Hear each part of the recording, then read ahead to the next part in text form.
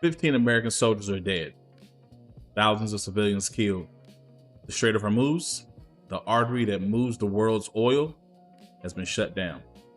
Tariffs are the highest they've been since 1947, and the man running the country has personally profited $2.25 billion from his presidency. I voted for Jill Stein.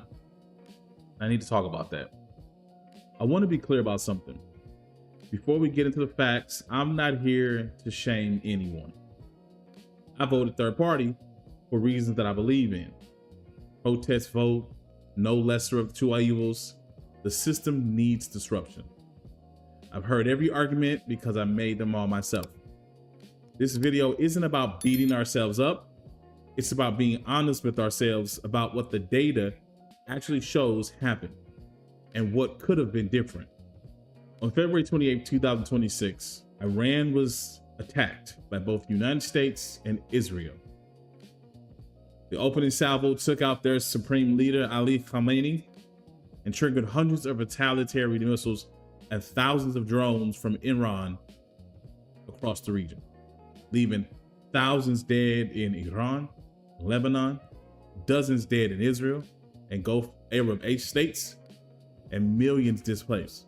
As of the April ceasefire, the conflict resulted in 15 American soldiers killed and hundreds of military personnel wounded.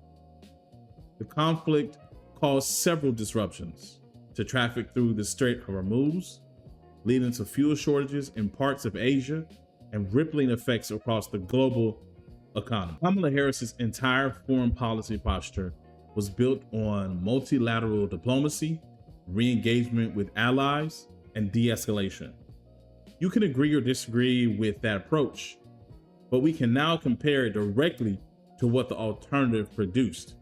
And the alternative has produced a war, American soldiers in body bags, and a global energy crisis. As of January 2026, analysis shows that Trump's pay-to-play schemes contributed to an estimated $2.25 billion in realized profits from foreign payments and corrupt oligarchs, rising to as much as $9.7 billion when digital assets are factored in, with at least $436 million coming directly from foreign interests, including Russian oligarchs, members of the Saudi royal family, and the members of the Chinese Communist Party purchased cryptocurrency in what watchdogs describe as an effort to sway U.S. policy.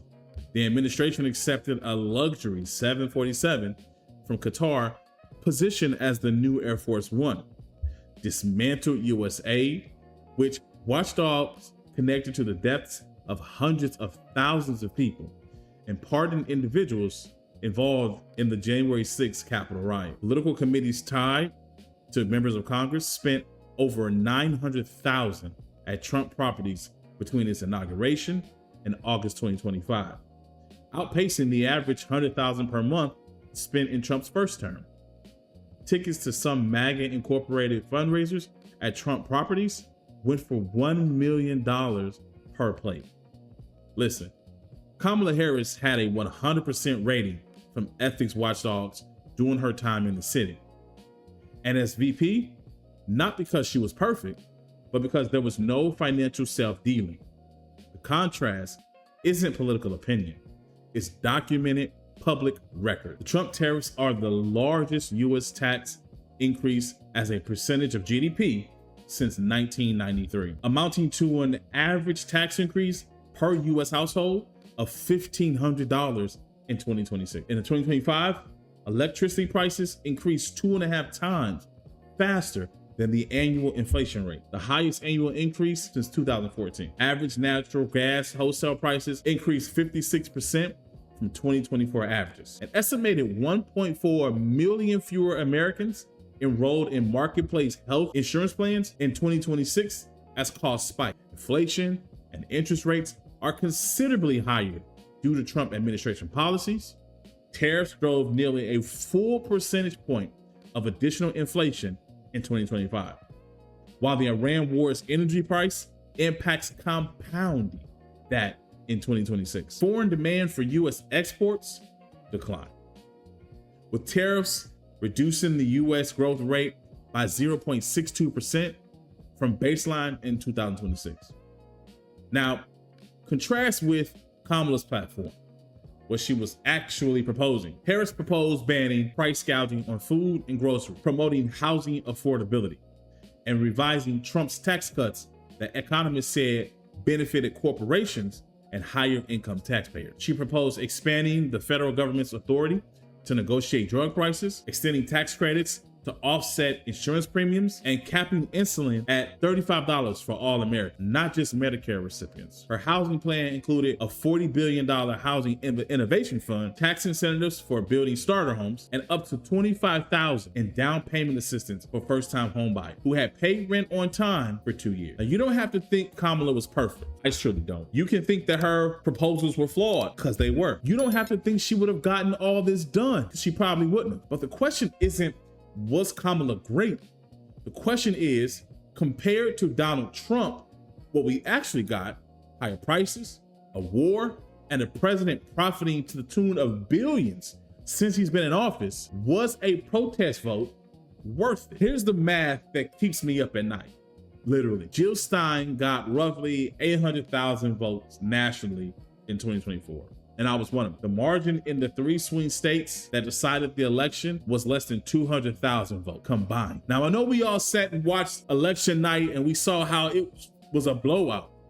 But in the key states where it would have made difference, we're talking about 200,000 votes. I'm not saying every Stein voter would have voted for Kamala, but some of us would have, and some of us live in those states. Third-party voting as a protest sends a message, but the message gets delivered to the wrong address. The politicians who learn from it aren't the ones who lost, they're the ones who won. I'm not making this video to say the Democratic Party is good. I'm not making it to say that all their policies and proposals are great. I'm making it because the gap between what we have and what was possible is now measurable in dollars and soldiers and body bags and your gas bill and your grocery receipt. The question for 2026 and 2028 isn't whether the Democrats deserve your vote. It's whether another 4 years of this is the message we want to keep sending. And I personally am sick and tired. Let me know what you guys think. Am I wrong? Am I being delusional? Did I make the right choice by voting for Jill Stein and not voting for Kamala because I truly felt that they had superseded the democratic process? Are you a Trump fan and you believe that everything that he does and is doing is great and